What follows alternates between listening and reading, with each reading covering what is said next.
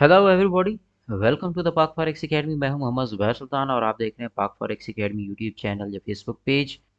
आज हम weekly forex forecast analysis करने जा रहे हैं ऑन 21 अक्टूबर 2024। तो ये वीक हमारे लिए बहुत ज़्यादा इम्पॉर्टेंट है। उसकी वजह ये है कि मार्केट इस वीक के अंदर एक अच्छा बुल रन दे सकती है।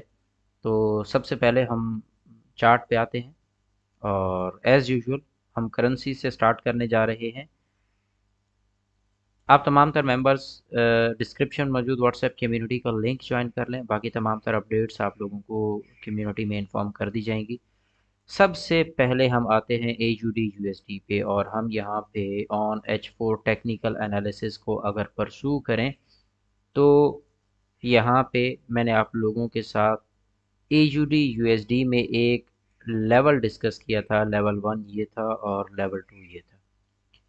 और यहाँ मैंने आप लोगों से कहा था कि मार्केट ये बाय जा रही है, इसको एक बार यहाँ से क्लियर हो लेने दें तो हम इसमें टेक्निकल जो हमारी साइड है कि मार्केट लो, हाई, हायर हायर लो और फिर ये इसका प्रोसेस शुरू हो जाएगा। फिर हम मज़ीद इसको बाय करेंगे। ये जो एरिया मार्क कर रखा है ये ट्रैपिंग एरिया है। इसी एरिया के अंदर मार्केट ने हमें ट्रैप करना होता है। तो अभी ये सेल आ रही है, लिक्विडिटी उठाएगी, फिर बाय निकलेगी। So that's why AUD USD को आप इस एरिया से निकलने दें। अगर ये यहाँ से सेल आप करना चाह रहे हैं तो भी आपके पास जो सेलिंग एरिया है वो इससे नीचे है। इस एरिया से नीचे आपके पास सेलिंग जोन है। यहाँ पे जब मार्केट आएगी फिर हम यहाँ पे कंफर्मेशंस देखेंगे और फिर फर्दर सेल करेंगे। अभी आपके पास AUD USD नो ट्रेड है, नो ट्रेड जोन के अंदर है। यूरो USD के ऊपर आ जाते हैं तो यूरो USD जो है ये हमारे एरियाज थे जहाँ से हमने इसको बाय साइड के ऊपर देख रखा है ऑन H4। अभी ये यहाँ से बाय गया है बट इसमें भी मेरे पास ये मेरा एक थ्रेशोल्ड एरिया है जिससे ऊपर मुझे एक अच्छी डिमांड के साथ मार्केट में क्लोजिंग चाहिए। मैं यहाँ पे with the help of demand and supply अगर बात करूँ तो सप्लाई डिक्रीजिंग है और यहाँ पे एक पॉजिटिव इम्पैक्ट आ रहा है ऑन डिमांड। मगर इस डिमांड का मैंने क्राइटेरिया आपको प्रीमियम सेशंस के अंदर भी गाइड किया है कि ये डिमांड जो है ये अपनी लास्ट सप्लाई से ज़्यादा हो, नंबर 1। नंबर 2, हमारा टेक्निकल स्ट्रक्चर जो मैं आपको लेवल देता हूँ उससे ऊपर मार्केट जा चुकी हो और फिर उसके बाद जो आने वाली सप्लाई है वो इस डिमांड से कम हो तो हम यहाँ पे बाय हो जाते हैं। सिंपली मार्केट टेक्निकली आपको कुछ इस तरह के पैटर्न दे और नीचे से आपको डिमांड एंड सप्लाई में डिमांड इंक्रीजिंग दिखाई दे तो देन हम यूरो यूएसडी में बाय साइड देखते हैं। नेक्स्ट है हमारे पास GBP USD। GBP USD जी हमने इसमें लिक्विडिटी हंटिंग के बाद बाय साइड के लिए देखा था तो इस वक्त लिक्विडिटी हंटिंग हो गई है। अब मार्केट ने यहाँ से बाय उठना भी शुरू कर दिया है but again technical levels demand नहीं है। मार्केट में डिमांड ज़्यादा होनी चाहिए थी। इस वजह से हम वेट करेंगे कि मार्केट कम अज़ कम एक अच्छी डिमांड के साथ इस एरिया को ब्रेक करे और फिर उसके बाद हम GBP USD में बायर। अदरवाइज अगर मार्केट में ये एरिया क्लोज करते हुए मार्केट ने सप्लाई दे दी यहाँ पे टूल की मदद से तो फिर हम GBP USD में सेल साइड देखना शुरू कर देंगे। क्योंकि मार्केट यहाँ से एक अच्छी सेल आई है। अब बाय क्यों देख रहे हैं? क्योंकि यहाँ से अच्छी सेल आई है तो उसके बाद मार्केट हल्की सी रिट्रेस करके फर्दर सेल जाएगी। पर अगर मार्केट यहाँ से डायरेक्ट सेल जाना चाहती है तो उसके लिए यहाँ पे एक अच्छी सप्लाई होनी चाहिए। अदरवाइज ओवरऑल जो डायरेक्शन है वो बाय साइड के ऊपर स्ट्रेंथ रखती है GBP USD में। नेक्स्ट हमारे पास है जी USD JPY। USD JPY का मैंने ये जोन आपको मार्क करवाया था कि नो ट्रेडिंग जोन है, इधर से मार्केट ने एक रिवर्सल देना है बट ट्रैप करके देगी।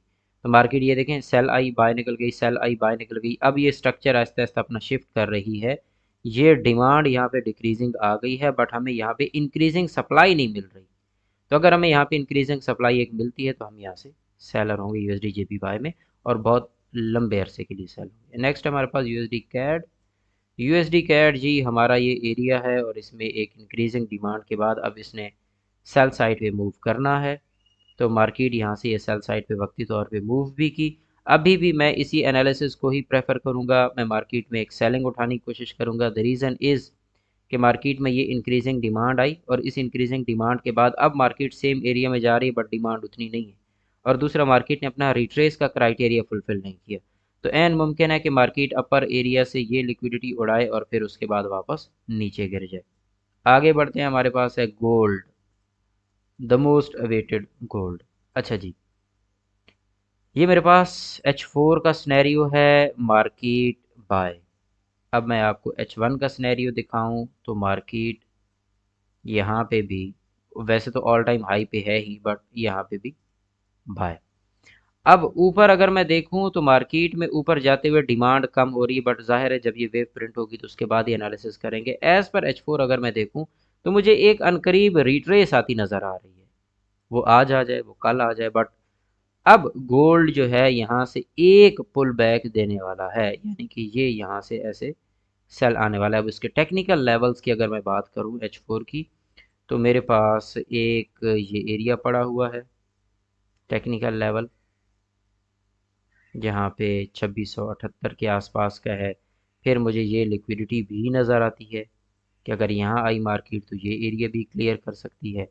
और अगर मैं एक्सट्रीम एरिया की बात करूँ तो फिर मुझे इस एरिया की लिक्विडिटी जो है वो बड़ी अजीज़ है कि ये भी उड़ सकती है। तो लिहाजा आप ये एक्सपेक्टेशंस रखें कि जितनी बुलिश मार्केट गई है, मार्केट में जितने बायर्स को बैठाया है, ये अगर रिवर्स आई तो ये कम अज़ कम भी $40-50 रिवर्स आएगी। ठीक है, तो अभी के लिए आप गोल्ड में एक रिट्रेस देख सकते हैं। इसका जो बाय साइड के ऊपर टारगेट है वो 2800 है, आप उस तरफ इसको देख सकते हैं। फिल वक्त ये 2740 से 2760 के दरमियान एक हाई भी लगा सकती है, उसके बाद भी रिट्रेस दे सकती है। बट ओवरऑल मार्केट बहुत ज़्यादा बुलिश हो गई, अब इसके रिट्रेस का वक्त करीब है। तो गोल्ड के अंदर आपको इस वीक के अंदर एक रिट्रेस मिल सकती है, इस चीज़ का आपने ध्यान रखना है। इंशाल्लाह नेक्स्ट एनालिसिस के साथ आपके साथ मुलाकात होगी। अपना ख्याल रखिएगा। Take care. अल्लाह हाफिज़।